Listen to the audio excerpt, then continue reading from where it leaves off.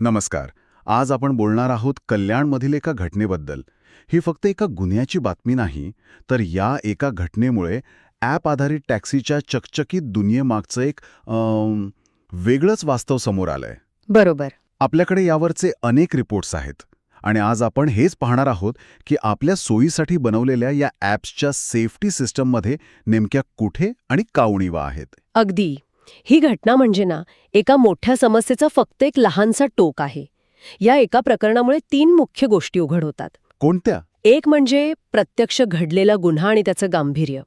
दुसरं म्हणजे या कंपन्यांची जबाबदारी झटकण्याची वृत्ती. आणि तिसरं, या सगळ्यामागे एक मोठा प्रश्न आहे. या कंपन्या कायदेशीर आहेत की बेकायदेशीर? बर.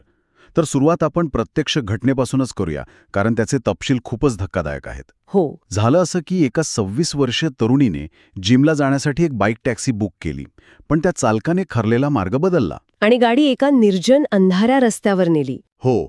आणि तिथे तिचा विनयभंग करून तिला लुटण्याचा प्रयत्न केला. आणि इथे एक गोष्ट सुदैवाने चांगली घडली की त्या तरुणीने आरडाओरडा केल्यावर स्थानिक नागरिक लगेच मदतीला धावले. हो.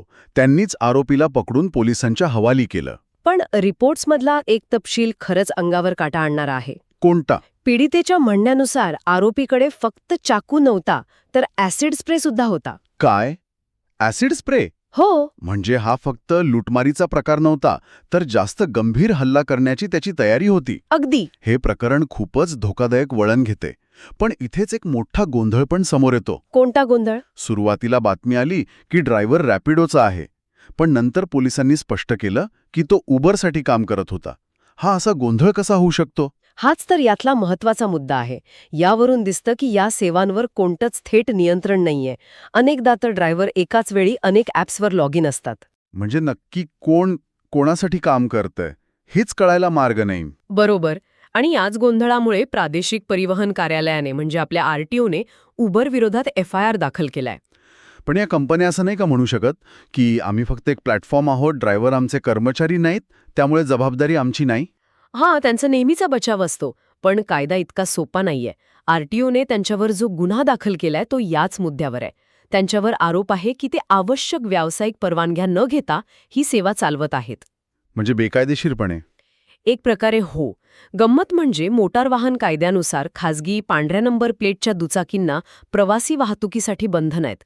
पण या ॲपचं पूर्ण बिझनेस मॉडेलच याच ग्रे एरियामध्ये काम करतं की नाही? खरे, म्हणजे हा फक्त एका ड्रायव्हरचा गुन्हा नाहीये, तर संपूर्ण सिस्टममधल्या कायदेशीर त्रुटीचा हा परिणाम आहे. आणि रिपोर्ट्स हेही सांगतायत की ही काही पहिलीच वेळ नाहीये. नाही, अजिबात नाही. याआधी मुंबई पोलिसांनी रॅपिडो आणि ओलावर सुद्धा बेकायदेशीर सेवा चालवल्याबद्दल गुन्हे दाखल केले होते. हो. अगदी कल्याण डोंबिवलीतही काही दिवसांपूर्वी 47 रॅपिडो चालकांवर कारवाई झाली होती. नक्कीच. आणि आता या ताज्या प्रकरणामुळे सरकारही खडबडून जागं झालंय असं दिसतंय. म्हणजे राज्याचे परिवहन मंत्री प्रताप सरनाईक यांनी 17 डिसेंबरला एक तातडीची बैठक बोलावली आहे. बरं.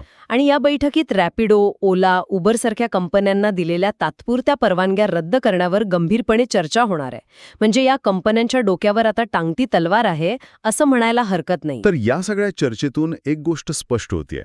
कल्याणमधील ही एक घटना फक्त एक गुन्हा नाही, तर या ॲप आधारित सेवांमधील सुरक्षेच्या नियमांच्या आणि जबाबदारीच्या मोठ्या पोकळीवर नेमकं बोट ठेवते. अगदी बरोबर. आणि जाता जाता विचार करण्यासाठी एक मुद्दा सोडून जाते. सरकार आता परवानग्या आणि नियमांवर चर्चा करेल. ते सगळं होईल. पण तोपर्यंत प्रवाशांसमोर एक मूलभूत प्रश्न आहे. या ॲप्समुळे मिळणारी सोय आणि पैशांची बचत जास्त महत्वाची की त्यातून निर्माण होणारा धोका? विशेषतः जेव्हा ॲप, चालक आणि कायदा यांच्यातील जबाबदारीची रेषा इतकी अस्पष्ट आणि धूसर आहे.